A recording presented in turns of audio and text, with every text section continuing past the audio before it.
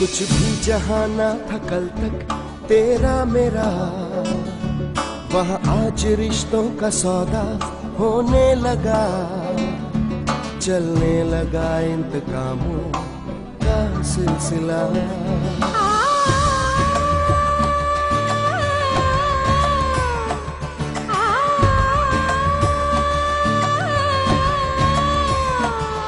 जब आसमानों की ख्वाहिश होने लगे, इंसानियत अपनी आदत खोने लगे। अब हार किसको मिले और जीत किसको मिले, बस वक्त के हाथ में है फैसला। कैसी कश्मकश,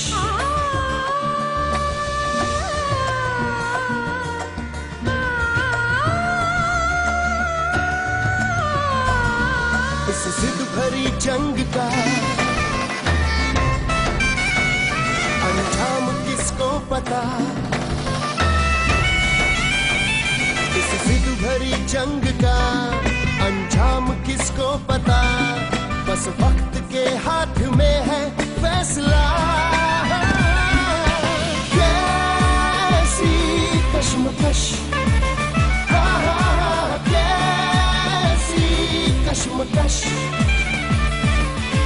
कैसी कश्मकश।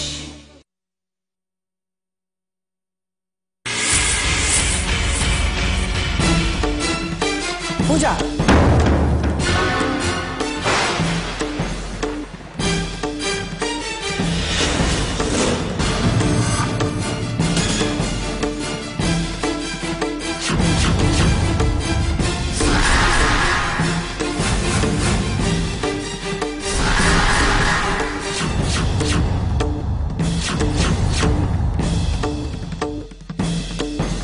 तुम यहाँ कैसे?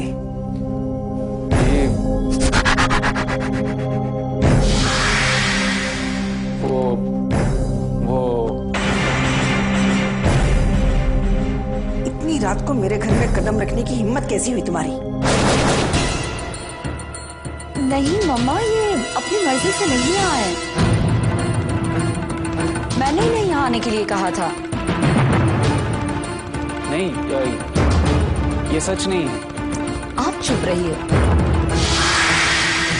नहीं पूजा, यहाँ आने की गलती मेरी है। तुम क्या यहाँ आकर मुझे ये एहसास दिलाने की कोशिश कर रहे हो कि मैंने तुम्हारी जान बचाकर गलती की है? ये क्या कह रही हैं आप? मैं ठीक कह रही हूँ। अगर तुम्हें जरा भी एहसास होता कि हमने तुम्हारी जान बचाई तो तुम पूजा की बदनामी का कारण बनने इस वक्त यहाँ नहीं आते। नहीं मम्मा, आप गलत समझ रही हैं। मैंने इन्हें फोन किया था, मैंने ही इन्हें यहाँ आने पर मजबूर किया था। लेकिन क्यों? जवाब दो पूजा, तुमने इसे क्यों फोन किया था? मम्मा मम्मा क्योंकि मैं मयंक से प्यार करती हूँ।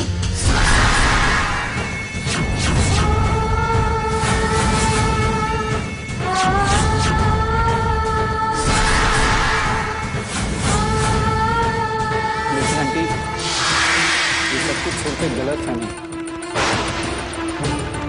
और कुछ भी नहीं। तुम इतने एहसान फरामोश निकलोगे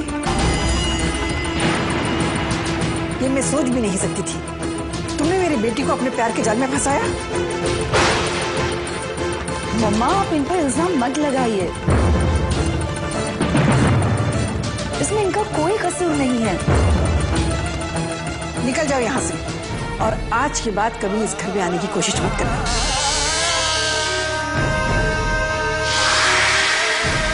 मम्मा, इसमें मयंक की कोई गलती नहीं है। वो तो मुझे समझाने आया था कि मैं गलत कर रही हूँ। मुझे ये ऐसा ख्वाब नहीं देखना चाहिए था।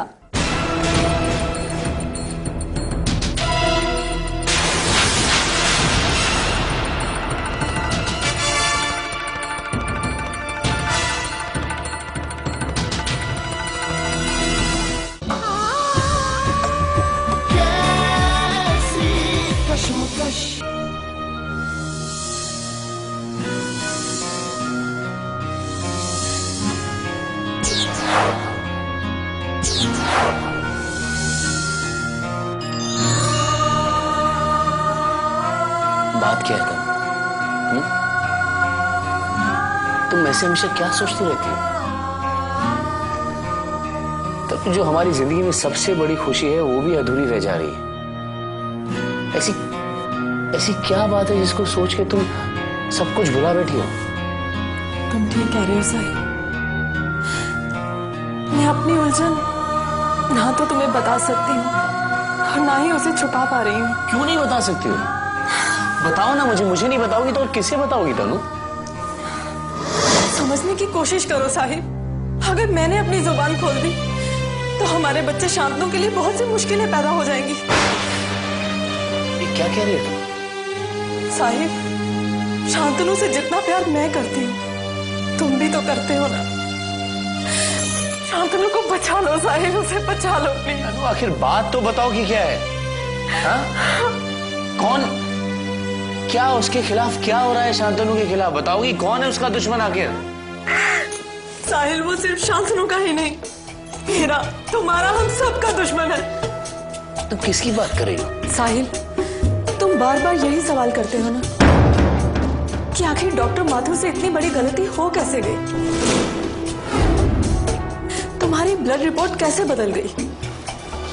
हाँ तो ये सवाल तो बार बार मेरे जहन में शोर मचाता रहता है। अब ये लापरवाही थी या गलती थी, लेकिन इसके पीछे कोई और वजह तो जरूर थी। कई बार तो मुझे ऐसा लगता है कि किसी ने जबरदस्ती या जानकर मुझे बीमार साबित करने की कोशिश नहीं की। तुम बिल्कुल ठीक सोच रहे हो साहिब। हकीकत यही है कि तुम्हें बीमार साबित करने की कोशिश की गई। जानबूझकर तुम्हारे सामने ये बात लाई गई कि तुम्हें ब्लड कैंसर है। ये तनु मेरे साथ कोई ऐसा क्यों करेगा?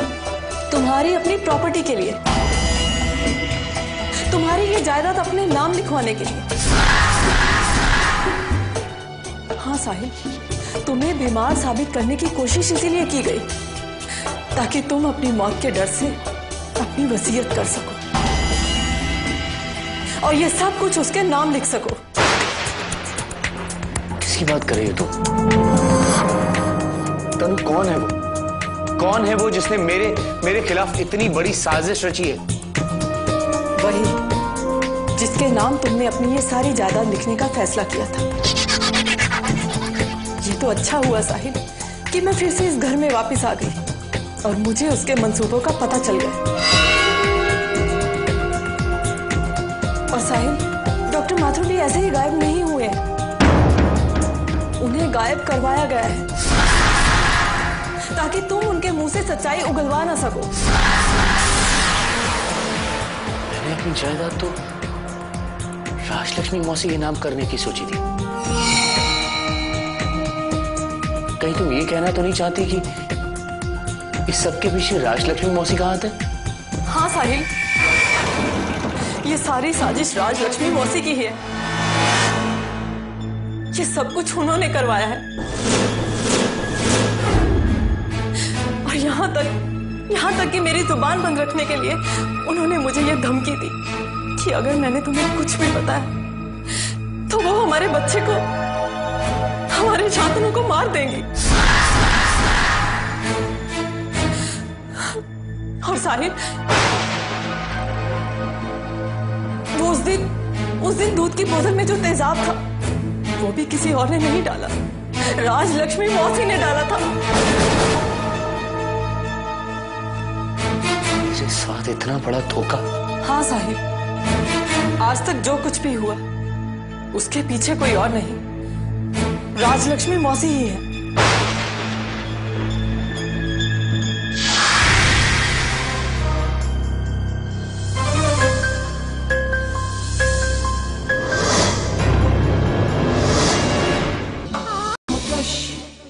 मौसी, मौसी! क्या साहिब? मैं सोच भी नहीं सकता था कि आप इस घर में रहकर इस घर के खिलाफ साजिश करेंगी। ये क्या कह रहे हो तुम? मैं आंख बंद करके आप पे विश्वास करता रहा, आपको मां की तरह मानता रहा और आपने मेरे ही खिलाफ।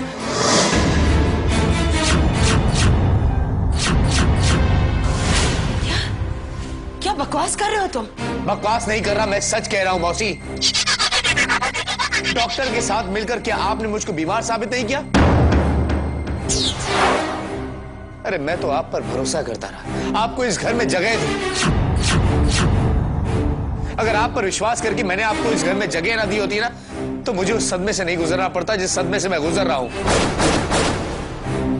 एक एक पल घुट घुट कर ये सोचकर मैं मरता रहा आज तक कि मुझे ब्लड कैंसर है। देखो बेटा, जरूर किसी ने तुम्हें बहकाया है। बहकाया नहीं है, अब जाकर मुझे हकीकत मालूम चली है। विश्वास नहीं होता मौसी की एक औरत पैसे के लालच में इस हद तक गिर सकती है। आपने शांतनु को मारने की धमकी दी मौसी। गलत सोच रहे हो तुम बेटा। गलत नहीं सोच रहा हूं मैं आज तक किसी की बात पर भरोसा नहीं करता था, लेकिन अब जो सच मुझे मालूम चला है उस सच को आप झुठला नहीं सकती। ये सब कुछ तुम्हें किसने बताया? किसने तुम्हारे कान भरे हैं? क्या उस पायल ने तुम्हें? साहिल को मैंने बताया मौसी। आपने तो धोखे और फरेब की सारी हदें ही पार कर दी। आज तक आपकी हर बात को मैं चुपचाप बर्दाश्त करती रही, लेकिन मेरे बच्चे को नुकसान पहुंचाकर आपने मुझे मजबूर कर दिया कि मैं साहिल को आपकी सारी हकीकत बता दूं। बहुत बड़ी गलती की है तुमने तनु। ऐसी गलती कि पछताने का तुम्हें मौका भी नहीं मिलेगा। पहले भी मैंने तुम्हें समझाया था कि मुझसे टकराने की कोशिश भी मत करना।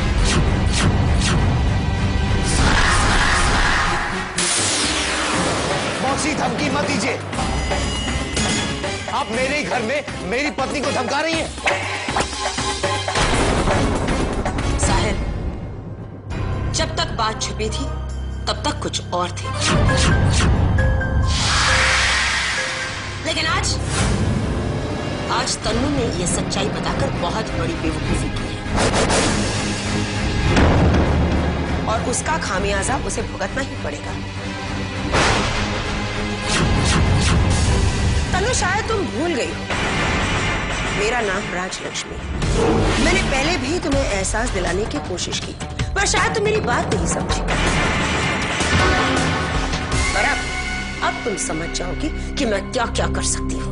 मौसी, आपको जो करना है कर लीजिए, लेकिन अब इस घर में आपके लिए कोई जगह नहीं है। ठीक है साहिल, मैं जा रही हूँ, लेकिन जाते जाते मेरी ये बात तुम दोनों याद रखना।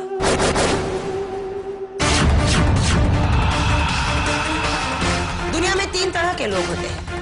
एक जो कहते हैं पर कुछ करते नहीं,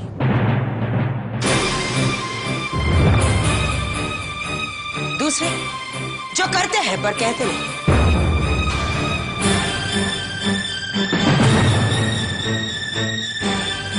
पर मैं वो तीसरी हूं जो कहती भी हूं और कर दिखाती भी हूं।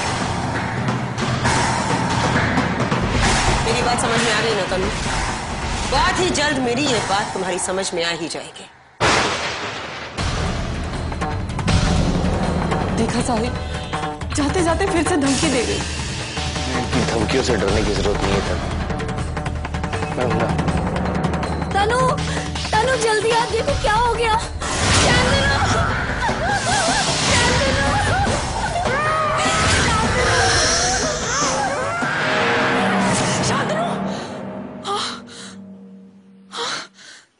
तनु,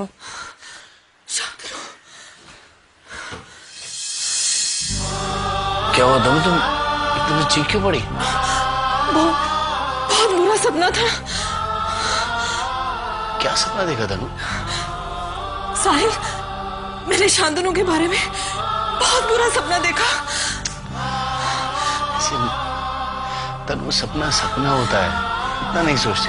कुछ नहीं होगा शांतनु को, ठीक है? चलो सो जाओ। नहीं साहिल, तुम सो जाओ। मैं अभी शांतनु को देखकर आती हूँ।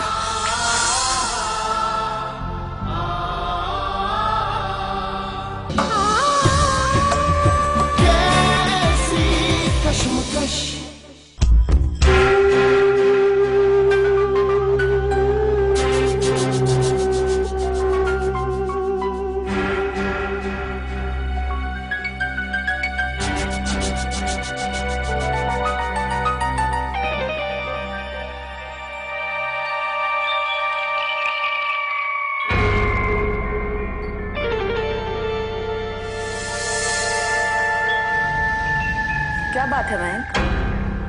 मैं बहुत परेशान हूं नानी माँ, बहुत परेशान।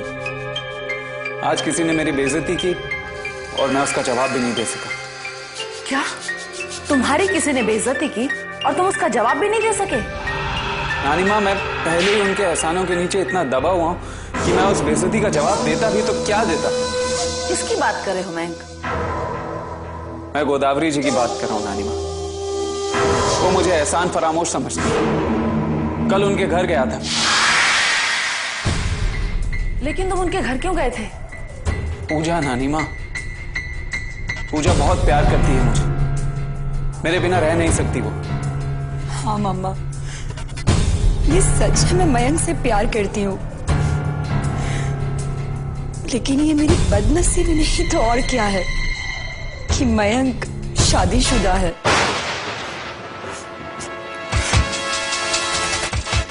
अगर मयंक शादीशुदा है तो उसकी पत्नी उससे मिलने एक बार भी हॉस्पिटल क्यों नहीं गई? तुझे कहने की क्या जरूरत थी कि तू शादीशुदा है? काम्या तुझे छोड़कर जा चुकी है, वो तेरे साथ रहना नहीं चाहती, तुझे तलाकनामा भिजवा चुकी है और तू जबरदस्ती इस रिश्ते को ढूंढना चाहता है। आप क्या कह रही हैं नानी माँ? ठीक कह रही हूँ। इस घर में एक बहू तो चाहिए जो इस घर को अपना समझ के रह सके। नानी माँ, मैं पूजा को जवाब देता भी तो क्या देता। कल रात मैंने बहुत सोचा कि काम्या तुझे छोड़कर चली गई है तो क्या, मुझे तुम्हारी दूसरी शादी कर देनी चाहिए। जिंदगी इस तरह अकेले नहीं कटती। और फिर पूजा कितनी अच्छी लड़की है, उसने तुम्हें नई जिंदगी दी है, अपना ब्लड दिया है। माँ, उससे मैं भूल कर भी नहीं भूल पा रही हूँ। मुझे लगता है उसने तुमसे झूठ कहा है। मैं देवयानी जी से पूछूंगी उसने ऐसा क्यों कहा।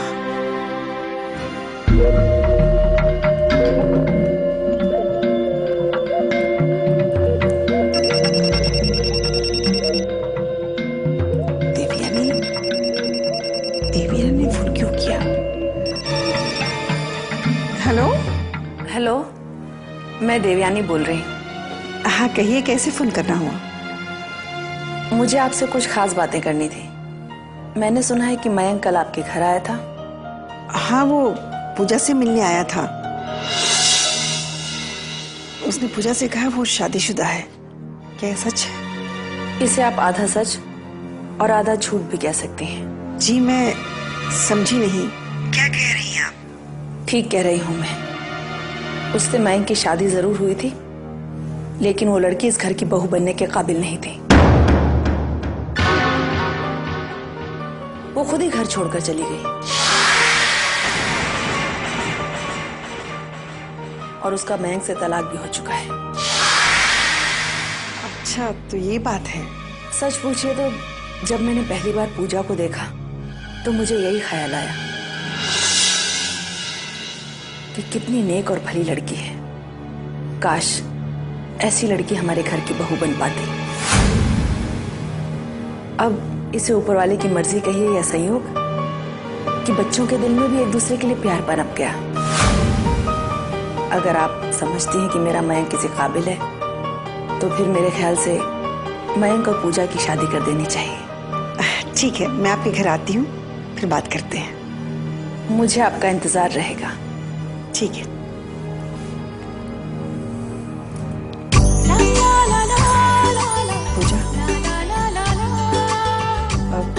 पूजा, ये बात सच है कि वो शादीशुदा था, लेकिन उसकी बीवी उसे तलाक देकर जा चुकी है। शादी का मामला है, इसलिए मैं देवयानी जी के बारे में पूरी तरह से जानकारी कर लूं, उसके बाद ही कोई फैसला ले सकती हूँ। तुम्हें कोई इतराज नहीं होना चाहिए। बेटा देखो, मैं जो कुछ भी करूँगी तुम्हारे भलाई के लिए, तुम्हारी खुशी के लिए, ठीक है? हाँ, मुझे पता है mamma. I love you mamma. I love you.